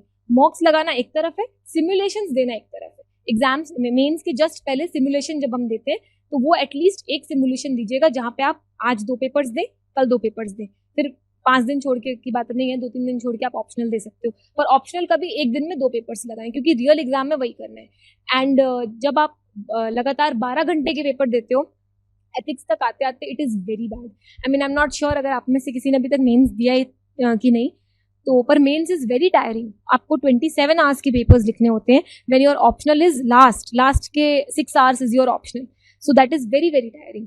और वो थोड़ा सा बेटर हो जाएगा टैकल करना अगर सिमुलेशंस लिख लेंगे तो। एथिक्स के तो जरूर लिखने हैं, क्योंकि एथिक्स का पेपर बहुत लेंदी होता है, कुछ सालों के तो एक्सट्रीमली लेंदी आए पेपर नहीं होते complete. So this is ethics note making. And case study की भी बात कर लेते हैं. केस स्टडी तो आप जितनी प्रैक्टिस कर सकते हैं करिए. मार्केट में कुछ केस स्टडी के कंपाइलेशंस होते हैं जनरल, उनसे कर सकते हैं. पीवाईक्यू से करें तो भी काफ़ी, क्योंकि पीवाईक्यू में भी काफ़ी आ गई हैं. 2013 या 14 में आया था पेपर, से लेकर के 24 तक काफ़ी हो गई हैं केस स्टडीज़. तो केस स्टडी आप उससे प्रैक्टिस कर सकते हैं. Per year 6 case studies. उसमें भी आप यही सोचिए, पेपर में हार्ड कॉपी है आपके सामने, अगर सॉफ्ट है तो हार्ड वो ले लीजिए आप, A4 शीट्स, कि ये केस स्टडी आई है, मैं इसको कैसे लिखूंगा. Now you have to start case study by analyzing what have they asked, what is your designation, whether you are an SP in the question, whether you are a DM in the question. उसके बाद आप लिखेंगे stake holders. Stake holders हर question में लिखना जरूरी नहीं है. कई लोग कहते हैं कि हर में जरूरी है. अगर किसी क्वेश्चन में क्लियरली विजिबल है कि बहुत सारे स्टेक होल्डर्स है तो लिखें. नहीं तो अगर जैसे 1-on-1 है, ब्राइब बस आप वो दे रहा है, आपको लेने के लिए फोर्स कर रहे हैं कोई, तो उसमें ऐसा नहीं है कि कोई बहुत सारे स्टेक होल्डर्स है. उसमें you have to be very, मतलब अपने आप को उसमें आपको ज़्यादा वैल्यूज पे फोकस करना है, जैसे कि इंटीग्रिटी, बजाय कि स्टेक होल्डर्स के. फिर विकल्प वो लिखते हैं हम, ऑप्शंस, मेरे पास क्या क्या ऑप्शन है. Option 1 merits demerits, option 2 merits demerits, वो लिखने हैं. 3 से ज़्यादा कोशिश करें ना लेके. कई लोग 6 लिखते हैं, तो of course you will be cutting off your own time from later questions. वो भी ना करें. तो again that would come with practice. तो ये केस स्टडी की बात हुई. ऑप्शनल, ऑप्शनल वही जिसने चूज कर लिया है तो ठीक है, नहीं किया है तो आप कोशिश करें कि आप अपने ग्रेजुएशन सब्जेक्ट अगर अवेलेबल है और आपको वो बनता है, जैसे अगर ह्यूमैनिटीज़ है तो वो अवेलेबल होगा, साइंस में काफ़ी सारे नहीं होते हैं, तो अगर अवेलेबल है तो वो ही चूज़ करें, क्योंकि वो आपको एक एज देता है. अगर आप बहुत श्योर हैं कि आपको कुछ और करना है चूज़, तो कर ले. लेकिन हर थोड़े थोड़े दिन पे कोई एडवाइस देने आएगा कि ये ज़्यादा स्कोरिंग है, ये कम स्कोरिंग है. हर थोड़े दिन पे कोई किसी की मार्कशीट आ गई, उसके ज़्यादा है, उसके कम है, और आपको खुद को थॉट्स आएंगे कि मेरा इतना डिफिकल्ट है, इसका सिलेबस तो सिर्फ 2 पेज का है. जैसे मेरा हिस्ट्री था, हिस्ट्री का syllabus is very very huge, मतलब 18-20 पेज का तो सिलेबस है, और 1-2 ऑप्शनल है जिनके सिलेबस सिर्फ 2 पेज के हैं, तो फ्रंट एंड बैक. तो वो देख करके मुझे भी बीच बीच में लगता था कि यार चेंज कर लें क्या, कितना छोटा सा हो जाएगा. पर आपकी जो एज है ऑप्शनल में, जो आपने ग्रेजुएशन से गेन की है, वो किसी और के पास नहीं है. या फिर अगर आप उसमें काफ़ी टाइम इन्वेस्ट कर चुके हो, नोट्स बना चुके हो, तो वो बाकियों के पास नहीं है. तो उस एज को खोना नहीं है just because of a humour कि मार्क्स ऐसे हैं वैसे. मुझे इस बार सबने कहा है कि हिस्ट्री में मार्क्स बहुत टफ दिए गए हैं, मार्किंग टफ हुई है हिस्ट्री में. मार्कशीट नहीं आई है पर, और मुझे भी नहीं पता मेरे कैसे, पेपर के बाद तो थोड़ा सेटिस्फैक्शन था, but I am not sure कैसे मार्क्स आए. पर ऐसा नहीं है कि सिलेक्शन नहीं होगा. अगर किसी में थोड़ी टफ मार्किंग हो भी गई तो they would compensate it personally. अगर पेपर टफ है तो थोड़े मार्क्स दे देंगे उस हिसाब से. बाकी आपके पास जीएस भी है कॉम्पेंसेट करने के लिए, ऐसी बात नहीं है. और वो भी चांस की बात है. श्रुति मैम के 300 आए थे, 300+ आए थे जीएस में, इसमें ऑप्शनल में, हिस्ट्री ऑप्शनल में. और लास्ट ईयर भी रैंक 9 का ऑप्शनल हिस्ट्री था, उनके भी 300+ थे. तो इसलिए ऐसा कोई सब्जेक्ट नहीं है. मैथमेटिक्स, एक टाइम पे लोग कहते थे कि 0-0 भी, मतलब जैसे अगर पूरा क्वेश्चन हो गया तो आज की तारीख में मैथमेटिक्स से ज़्यादा स्कोरिंग कोई ऑप्शनल नहीं है. पॉलिटिकल साइंस हो, एंथ्रो तो चलो है स्कोरिंग. सोशियोलॉजी को कई लोग कहते हैं स्कोरिंग सब्जेक्टिव है, स्कोरिंग नहीं, उसमें भी 300 आते हैं. तो it depends on how you write, it depends on whether you are able to impress the examiner और not with the uniqueness of your answer.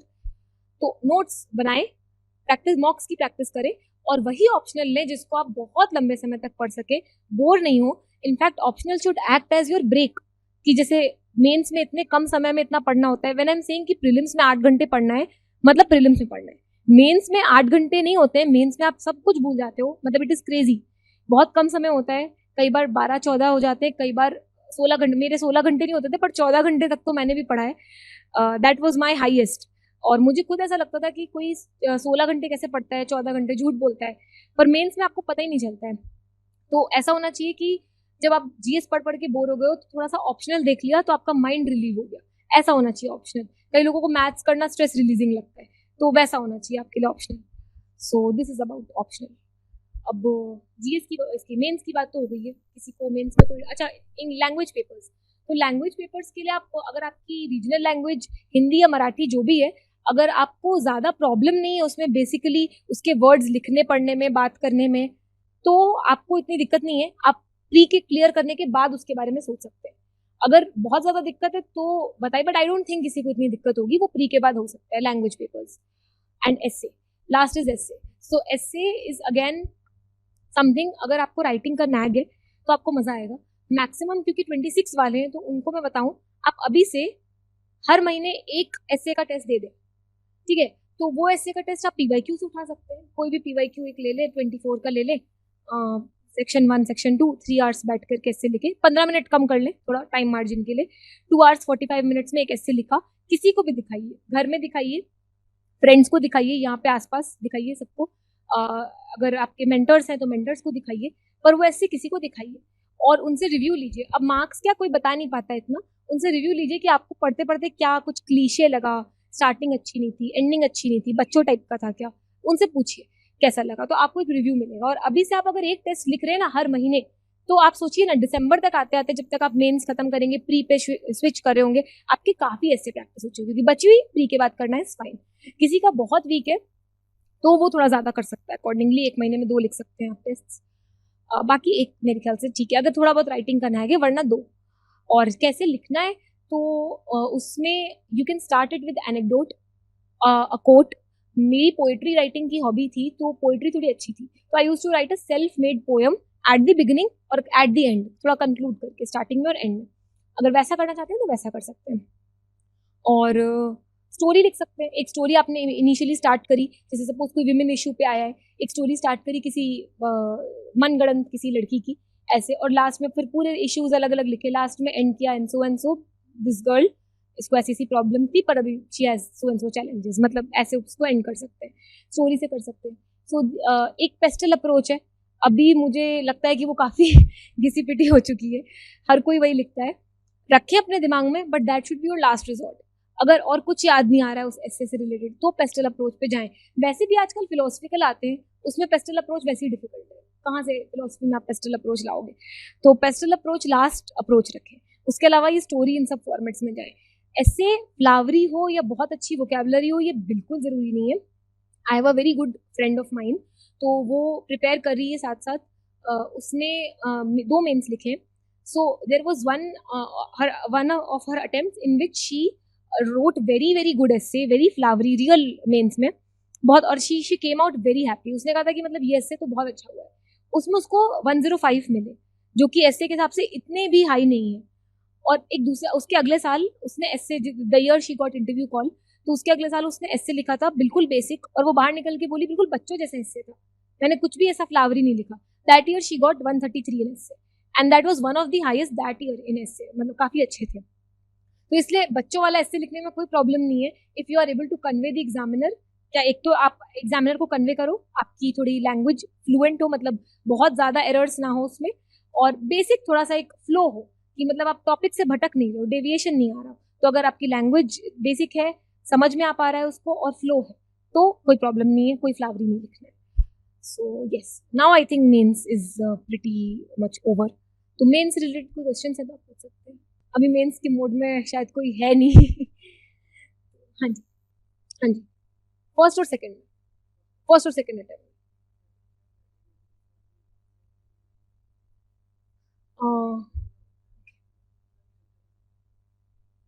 हाँ, एक्चुअली मेंस रेडी इसलिए इस सेंस में कह सकते हैं, अगर आपके नोट्स रेडी हैं, एक तो नोट्स आपके दिसंबर जनवरी मैक्सिमम जनवरी तक आपके नोट्स रेडी हैं, किसके, ऑप्शनल के एक रेडी हो जाए.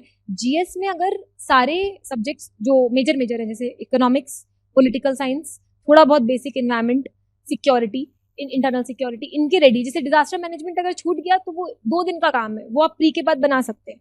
लेकिन मेजर सारे सब्जेक्ट्स के अगर नोट्स रेडी हैं और ऑप्शनल के नोट्स रेडी है, तो आप कह सकते हो कि आप मेंस रेडी हो. मॉक्स नहीं लिखे तो भी आप कह सकते हो मेंस रेडी है, क्योंकि मॉक्स अगर नोट्स रेडी है ना, और रिविजन के लिए एक मतलब कंसाइज है, तो आप प्री क्लियर हुआ, उसके बाद 3 महीने होते हैं आपके पास. अभी जैसे थोड़े कम हो गए, 2.5 अब मिलेंगे, तो 2.5 महीने अगर आपके पास, तो आप हाफ मंथ दो सारे नोट्स को रिवाइज करने के लिए. 2 महीने में आप मॉक्स लगा लो ना, उतना हो जाएगा मॉक्स. क्योंकि थर्ड अटेम्प्ट के बाद मैंने पीसीएस की तैयारी की थी, and I was totally into PCS. Third pre जब नहीं हुआ था, तो मैंने पूरे साल मेंस की पढ़ाई उस साल नहीं करी थी, क्योंकि ऐसा उस वक्त तो ऐसा था कि अब कभी नहीं करना यूपीएससी, थोड़ा ज़्यादा डिमोटिवेशन हो गया था. तो वो पूरे साल नहीं पढ़ाई करी थी इसकी, और पीसीएस की करी थी, आरएएस की. फिर जब प्री क्लियर हुआ तो नोट्स पहले से जो ये मैंने बताया वो पहले से रेडी थे, उनको सिर्फ अपडेट किया करंट से, ये मैगजीन से अपडेट किया, फॉर्मेट रेडी था, उसी फॉर्मेट पे पढ़े, अपडेटेड थे। और लास्ट के लगभग 1.5 मंथ्स मैंने काफ़ी मॉक्स लगाए, लगभग 20 मॉक्स लगाए होंगे फुल लेंथ मेंस के, हो गया था उससे। तो ऐसा नहीं है कि कोई थंब रूल है कि हो जाएगा, तभी मैं थोड़ा ज़्यादा कह रही हूँ, मैंने 1.5 दी, मैं कह रही हूँ आप 2 मंथ दो मॉक्स लगाने के लिए। 20 मॉक्स दिए मैंने, आप अगर हुए तो 15 दो, हो तो 25 दो, आपकी मर्जी, पर फुल लेंथ मॉक हो जाए और एटलीस्ट एक सिमुलेशन हो जाए जहाँ 4 पेपर्स हो गए, उतना टाइम रखो। बाकी अगर नोट्स रेडी है तो आप मेंस रेडी हो, ऑप्शनल के और जीएस में ऊपर ऊपर से सब्जेक्ट्स के, उतना चलेगा। और ऐसे भी अगर तब पहले तैयार नहीं है तो उसके लिए भी बाद में थोड़ा राइटिंग का नैग है, पहले बहुत अच्छा नहीं है तो बाद में हो जाएगा, उसमें चलेगा। फाउंडेशन, एक फाउंडेशन बैच, तो एक्चुअली एक सर थे, ही unfortunately, very unfortunately passed away in the second wave of covid, Zulfikar sir. तो वो विजन आईएएस की बहुत ही एस्टीम्ड फैकल्टी थी, मैंने ऑनलाइन लिया था, वो दिल्ली में पढ़ाते थे। तो जुल्फिकार सर के इकोनॉमिक्स के जो नोट्स थे वो मैंने फर्स्ट ईयर में उनसे लिए थे, और वो 4th ईयर तक मैंने, मतलब 4th अटेम्प्ट तक मैंने वही नोट्स रिवाइज किए थे। तो इकोनॉमिक्स के लिए मैंने कोई रेफरेंस बुक नहीं पढ़ी और करंट पढ़ा, सिर्फ करंट अफेयर्स मैगजीन और सर के नोट्स। तो वो नोट्स मुझे एक्चुअली हेल्प किए, क्योंकि उस नोट्स में थोड़ा कॉन्सेप्ट क्लियर हो गया था, कौन सी चीज़ क्या है। उन्होंने नोट्स पूरे मॉड्यूल फॉर्म में पढ़ाए थे, 20 मॉड्यूल्स में डिवाइड किया था, फिर पढ़ाए थे, और तो वो कॉन्सेप्ट क्लियर था, और उसके ऊपर जो करंट था वो वहीं लिख लेती थी, या फिर कुछ में शीट्स ऐड कर लेती थी। तो इतनी मोटी कॉपी थी, शीट्स ऐड कर करके वो इतनी मोटी हो गई थी लास्ट तक। तो खैर वो बार बार पढ़ने से इट्स ईजी टू रिवाइज, कोई प्रॉब्लम नहीं है वैसे। और ज्योग्राफी में जो थे, ज्योग्राफी में सर थे, उन्होंने भी बहुत अच्छा पढ़ाया था, और ज्योग्राफी के भी मेरे नोट्स क्लास के थे। पर क्या हुआ था ना, पहले मैं वो नोट्स भी पढ़ती थी और एनसीईआरटी भी पढ़ती थी, फिर I realise both the things are similar. Sir वही पढ़ा रहे जो एनसीईआरटी में, ज्योग्राफी तो चेंज नहीं होगी ना, तो वही पढ़ा रहे। तो फिर मैंने बाद में सिर्फ सर के नोट्स देखना स्टार्ट कर दिया था, क्योंकि मुझे पता था एनसीईआरटी इज सिमिलर, तो 4 बुक्स को वो एक नोट्स में बता रहे हैं, तो आई डिड दैट। बाकी चीज़ों के लिए वही अपनी बेसिक बुक्स पढ़ी थी। क्लास में ये फ़ायदा तो होता है कि थोड़ा एक्सप्लेनेशन मिल जाता है, पर now it has become very easy. Even if you are not in a coaching, तो आप यूट्यूब पे पढ़ सकते हो, कोई जो टॉपिक समझ में नहीं आ रहा है उसके आगे यूपीएससी लिख करके आप वीडियोस देख सकते हो, so that way also you can do it. नहीं, मेंस के अलग बना, मेंस के तो बनाने पड़ेंगे। Class notes will be helpful for you to understand the concept.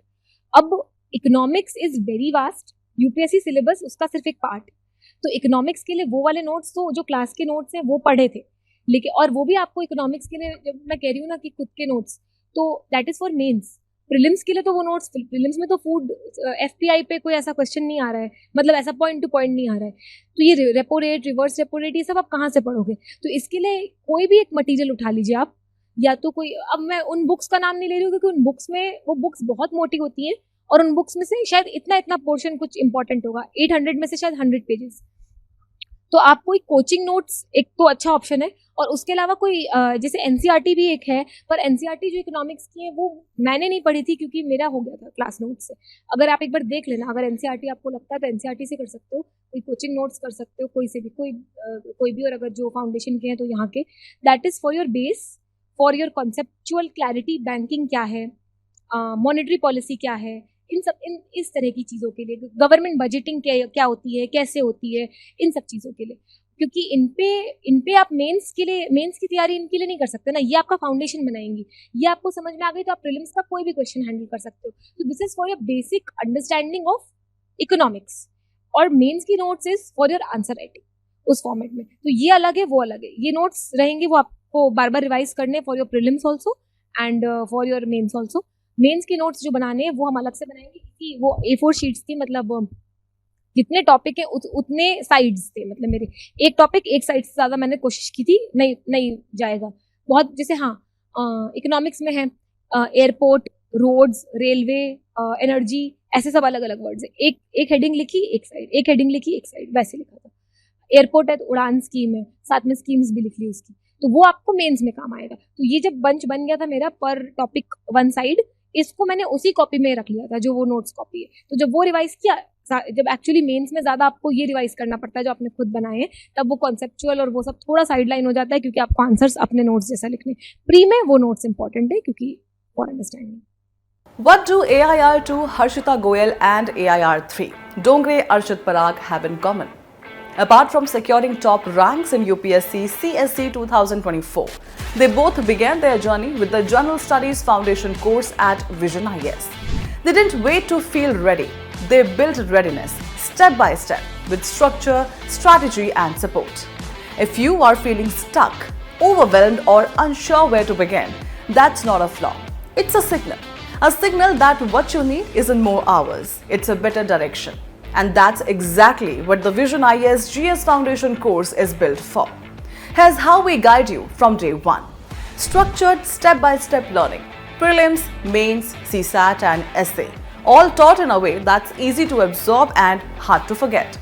No fluff current affairs. PT 365 and Mains 365 filter out the noise so you focus only on what matters. Mentorship that adapts to you. Real one-on-one support to fix your weak spots, refine your strengths and build your confidence. Test plus feedback loop. Not just marks, but meaningful feedback that helps you grow with each attempt. So don't just prepare harder, prepare smarter with the same foundation that built toppers.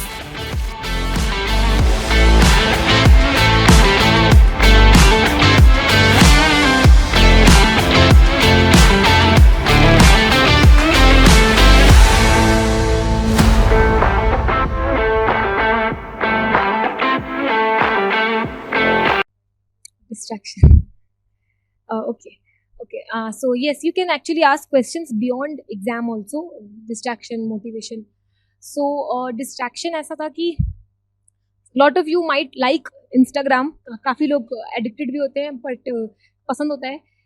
तो मुझे ना Instagram is one app which I always found very boring. तो मुझे Instagram से कभी addiction नहीं था. मुझे थोड़ा YouTube से था. तो YouTube में थोड़ा ज़्यादा देखती थी, Instagram से कभी नहीं था. तो YouTube का ऐसा था कि टाइमर एक तो लगा सकते हैं, अगर वैसा है तो टाइमर के बाद आपको वो आ जाएगा. दूसरा मैं कोशिश करती थी कि मैं YouTube पे वैसी चीज़ें देखूं जो कि थोड़ी पढ़ाई में हेल्पफुल होगी. जैसे कि अब again topper talk is one thing कि थोड़ा मुझे लगता था कि उससे मोटिवेशन मिलता है, मैं देख लेती थी. और उसके अलावा कुछ सब्जेक्टिव वीडियो देख लिए, मैपिंग देख लिए जो कि इतने बोरिंग नहीं होते, थोड़ा इंटरेस्टिंग रहते हैं. तो जब आप ये देखते हो ना तो रिकमेंडेशन भी यही आती है. अभी भी मेरे यूट्यूब फीड्स में सिर्फ यही रिकमेंडेशन है और खोल करके बहुत खुशी होती है कि मतलब all these 4 years you have been reading this, अब तुम्हारे यूट्यूब को पता है कि तुम बस यही देखते हो, तो यही रिकमेंडेशन आती है. उसमें कुछ ऐसा आ ही जाता है कि देखने में अच्छा लगता है. ऐसा यूट्यूब के थोड़े शॉर्ट्स कभी कभी देख लेती थी, but again I would say कि शॉर्ट्स हो या स्क्रीन टाइम हो, स्क्रीन टाइम को आप उठने के बाद और सोने से पहले वाले टाइम में मत देखना, क्योंकि that time should be of contemplation. जब आपको ये दिमाग में होना चाहिए कि मुझे आज क्या करना है, मुझे कल क्या करना है. तो ये 2 टाइम आप स्क्रीन से थोड़ा दूर रहें तो उससे नींद भी अच्छी आएगी और दिन की प्लानिंग भी अच्छी होगी. बाकी दिन में ब्रेक्स में आप देख सकते हैं, टाइम फिक्स कर सकते हैं अपना. Talking about distractions particularly, discipline is most important and this is not just for UPSC, for everything in life. अब भी जैसे सिलेक्शन हो गया है, लेकिन इफ आई और if anybody is not discipline तो वो सस्टेनेबल नहीं है. You should have a schedule daily, weekly, monthly तो चलो अभी प्रिपरेशन में, बाकी डेली शेड्यूल होना चाहिए. आपको सुबह पता होना चाहिए कि मुझे आज ये करना है और जो प्लान किया है वो करना है. इन केस नहीं हुआ अगले 1-2 दिन में हो जाए. तो ये शेड्यूल, अगर आप इस शेड्यूल से खुद को बांध सके तो ये आपका सोर्स ऑफ मोटिवेशन भी है और एक reason not to be distracted भी है. क्योंकि जब आप अपने टारगेट्स कंप्लीट करोगे ना तो अपने आप एक डोपामिन रिलीज होता है which makes you happy, which makes you closer to your goal, which makes you feel closer to your goal. ऐसा तो ये I will tell you a personal this incident. मुझे खुद ऐसा लगता था इस अटेम्प्ट में, पहली बार ऑफ कोर्स प्री हुआ था, वो एक बहुत ग्रेट सोर्स ऑफ जॉय था. पर मेंस पढ़ते वक्त हर दिन जैसे इतने घंटे की पढ़ाई होती है तो ऐसा लगता था कि डिस्ट्रैक्शन का तो उस वक्त ऐसा था कि स्कोप ही नहीं रहेगा, आपके पास समय कम रहेगा, आप पढ़ लोगे. लेकिन हर दिन ऐसा लगता था कि every day I am getting closer to my goal. हर दिन सुन के कि आप एक दिन और कम हो रहा है आपके गोल को, ऐसा खुद को मैं ट्रेन करती थी हर दिन सुबह उठ करके कि पढ़ने से पहले कि today I am even 1 day closer to my goal. Interview के दौरान भी now I am 1 day closer to my goal. ऐसा करके मैं खुद को मोटिवेट रखती थी. और धीरे धीरे क्या होता है, प्रिपरेशन में आपके फ्रेंड्स भी कम होते जाते हैं. कई लोग खुद से टच छोड़ लेते हैं, कईयों से आप बात नहीं कर पाते हो. कुछ अच्छे दोस्त होते हैं वो समझते हैं प्रॉब्लम की, ठीक है अभी दिक्कत है. जो रह जाते हैं उनसे कभी कभी बात करते रहा करो, क्योंकि वही आपका सोर्स ऑफ मोटिवेशन है. उनको हमेशा अपने आसपास रखना. पेरेंट्स ही लास्ट में ऐसा होते हैं कि पेरेंट्स ही आपके साथ बसते हैं. My parents are very excited actually to come. Of course वही आपकी सक्सेस के बाद सबसे ज़्यादा हैप्पी होते हैं. उन्हीं की उस खुशी के लिए आप ये सब कुछ करते हो. और उनसे बात करते रहो, हर दिन उनसे बात करते रहो. एटलीस्ट लंच डिनर के समय अपने फैमिली के साथ टाइम निकालो कि उतनी देर हो जाए. जो घर से बाहर है वो दिन में 10-15 मिनट रात को बात कर ले उनसे. जो घर से बाहर है उनके लिए एक और है कि आप अपने एक छोटा से छोटा सर्कल रखें जिनसे आप इंटरेक्ट करें. हर दिन बाहर निकल करके खूब सारे लोगों से इंटरेक्ट करना वो इतना हेल्प भी नहीं करेगा और फिर कुल मिला के वो पंचायत ही हो रही है, ऐसा कुछ उससे आउटपुट नहीं निकल रहा है. तो जितने छोटे ग्रुप्स रहें डिस्कशंस उतने फ्रूटफुल रहते हैं. आपके ग्रुप्स छोटे रहें और फैमिली से कांस्टेंट इंटरेक्ट करते रहें क्योंकि वही आपका source of motivation long lasting रहेगा. जैसे कि बताया मैंने मैम कि प्रीलिम्स के समय तो 8 आवर्स अ डे, मेंस के समय मोर. तो ऐसा होता था कि मुझे लगता था कि मेरा डे स्टार्ट अगर मैं मेडिटेशन पूजा मतलब जो भी आप करते हो, पूजा करते हो तो मेडिटेट करते हो तो उससे अगर आप अपना डे स्टार्ट करते हो तो एक एनर्जी लेवल आपका हाई रहता है दिन भर. और एक साइकोलॉजी होती है ये कि मतलब जो पढ़ा होगा साइकोलॉजी वो रिलेट कर पाएगा कि साइकोलॉजी ये होती है कि अगर आपको पता है कि super power is there with me throughout the day तो आपकी पढ़ाई नहीं भी हो रही है तो आप कर लेते हो. मतलब एक एनर्जी रहती है because your mind is train, your brain is trained कि super power is there with me. तो मेरे में इस वक्त बहुत एनर्जी है, मैं भी कर सकता हूँ. बिलीव मी, प्रीलिम्स क्लियर होने के बाद तो किसी चीज़ की जरूरत ही नहीं पड़ेगी, किसी और आउटर मोटिवेशन. वो समय इतना कम रहेगा कि हो जाएगा. प्रॉब्लम होती है एक प्रीलिम्स के पहले और एक मेंस के बाद, क्योंकि मेंस के बाद जब इंटरव्यू कॉल आता है तो फिर कई बार ऐसा लगता है कि अब मतलब ऐसा लगता है कि हो गया, एग्जाम क्लियर हो गया. तो एक उस समय और एक प्रीलिम्स के पहले. तो ये बहुत ज़रूरी है कि you start your day very fruitfully with meditation, with praying. तो उससे आपका डे एनर्जाइज रहता है. मैं उसी से स्टार्ट करती थी. फिर I use to divide my day into 3 slots. एक स्लॉट में जीएस स्टैटिक पोर्शन किया, एक स्लॉट में करंट अफेयर्स में न्यूज़पेपर वगैरह कुछ किया, और अगर तीसरे स्लॉट में अगर मॉक्स लगाने हैं तो मॉक्स लगाए. मॉक्स मतलब पहले कर लिए. Current affairs I use to do at night, मतलब जो सबसे लेटेस्ट स्लॉट होता है दिन का देर वाला उसमें, क्योंकि करंट में एक तो एनर्जी भी कम लगती है स्टैटिक और मॉक्स से, और उस समय ऐसा होता है ना कि आपको डे खत्म करना है, नींद भी आ रही है, तो आप थोड़ा न्यूज़पेपर भी जल्दी जल्दी पढ़ लेते हो, और वरना न्यूज़पेपर में बहुत टाइम लगता है.